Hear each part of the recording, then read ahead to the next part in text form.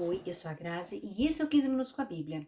Hoje iniciaremos o livro de 2 Crônicas. Nele estudaremos sobre o reinado do rei Salomão e todos os reis de Israel e Judá que o sucederam até a queda de Jerusalém, que culminará com o povo sendo enviado ao exílio da Babilônia. Muitas lições aprenderemos ao longo desse livro, especialmente quanto à importância de respeitar a presença de Deus e manter um relacionamento constante com Ele. Veremos as consequências terríveis sofridas pelos reis e pelo povo, por se afastarem do Deus único e verdadeiro e passarem a cultuar deuses pagãos. Capítulo 1. Salomão pede sabedoria. Salomão, filho de Davi, estabeleceu-se com firmeza em seu reino, pois o Senhor, o seu Deus, estava com ele e o tornou muito poderoso. Salomão falou a todo Israel, os líderes de 1000 e de 100, os juízes, todos os líderes de Israel e os chefes de famílias. Depois o rei foi com toda a assembleia ao lugar sagrado, no alto de Gibeon, pois ali estava a tenda do encontro que Moisés, servo do Senhor, havia feito no deserto. Davi tinha transportado a arca de Deus de Kiriat-Jearim para a tenda que ele tinha armado para ela em Jerusalém. O altar de bronze que Mesalel, filho de Uri e neto de Ur fizera, estava em Gibeon, em frente ao tabernáculo do Senhor. Ali Salomão e a assembleia consultaram o Senhor. Salomão ofereceu ao Senhor 1000 holocaustos sobre o altar de bronze, na tenda do encontro. Naquela noite, Deus apareceu a Salomão e lhe disse: Peça-me o que quiser, e eu lhe darei. Salomão respondeu: Tu foste muito bondoso para com meu pai Davi, e fizeste rei em seu lugar. Agora, Senhor Deus, que se confirme a tua promessa a meu pai Davi, pois me fizeste rei sobre um povo tão numeroso quanto o pó da terra. Dá-me sabedoria e conhecimento para que eu possa liderar essa nação, pois quem pode governar este teu grande povo?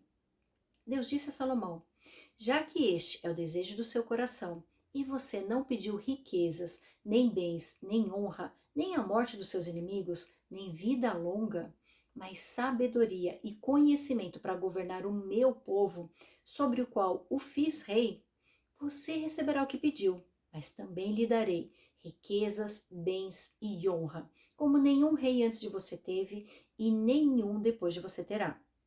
Então Salomão voltou de Gibeon, de diante da tenda do encontro, para Jerusalém, e reinou sobre Israel. Salomão juntou carros e cavalos, chegou a ter 1400 carros e 12.000 cavalos, dos quais mantinha uma parte nas guarnições de algumas cidades e a outra perto dele em Jerusalém. O rei tornou tão comuns a prata e o ouro em Jerusalém quanto as pedras, e o cedro tão numeroso quanto as figueiras bravas da Cefelá. Os cavalos de Salomão eram importados do Egito e da Cilícia, onde os fornecedores do rei os compravam.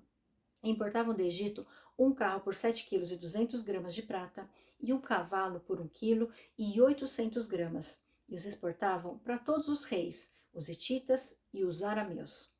A primeira reflexão que faço aqui é: estar com Deus nos torna poderosos. Salomão conseguiu estabelecer seu reino com firmeza porque o Senhor estava com ele. Quando o rei foi até o lugar sagrado e buscou a Deus de todo o coração, oferecendo 1000 holocaustos, o Senhor lhe apareceu durante a noite e disse que poderia pedir qualquer coisa. Ele não fez essa pergunta à toa, pois sonda os corações, e já sabia qual era o desejo de Salomão. E a reflexão que faço é: quando nosso coração tem a motivação certa, Deus nos abençoa infinitamente mais do que podemos pedir ou imaginar. A preocupação de Salomão era em fazer o melhor para o povo, que o Senhor lhe havia confiado para governar. Ele estava ciente da enorme responsabilidade que isso representava. Tinha consciência que para julgar o povo com justiça, precisaria de sabedoria e conhecimento. Quando não agimos de maneira egoísta, buscando atender apenas a interesses pessoais e nos colocamos na posição de ajudar os outros, Deus não tem por que reter sua generosidade, pois Ele sabe que a compartilharemos com os demais.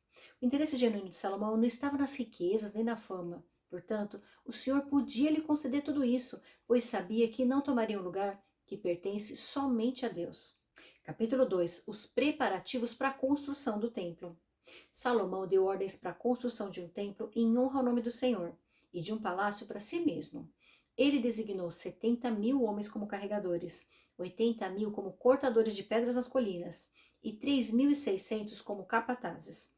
Depois Salomão enviou esta mensagem a Hirão, rei de Tiro: Envia-me cedros como fizeste para meu pai Davi, quando ele construiu seu palácio. Agora estou para construir um templo em honra ao nome do Senhor, o meu Deus, e dedicá-lo a ele, para queimar incenso aromático diante dele, apresentar regularmente o pão consagrado e fazer holocaustos todas as manhãs e todas as tardes, nos sábados, nas luas novas e nas festas fixas do Senhor, o nosso Deus. Esse é um decreto perpétuo para Israel. O templo que vou construir será grande, pois o nosso Deus é maior que todos os outros deuses. Mas quem é capaz de construir um templo para ele, visto que os céus não podem contê-lo, nem mesmo os mais altos céus? Quem sou eu então para lhe construir um templo, a não ser como um lugar para queimar sacrifícios perante ele? Por isso, manda-me um homem competente no trabalho com ouro, com prata, com bronze, com ferro e com tecido roxo, vermelho e azul, e experiente em esculturas, para trabalhar em Judá e em Jerusalém, com os meus hábeis artesãos preparados por meu pai Davi. Também envia-me do Líbano madeira de cedro, de pinho e de junípero, pois eu sei que os teus servos são hábeis em cortar a madeira de lá. Os meus servos trabalharão com os teus, para me fornecerem madeira em grande quantidade, pois é preciso que o templo que vou edificar seja grande e imponente.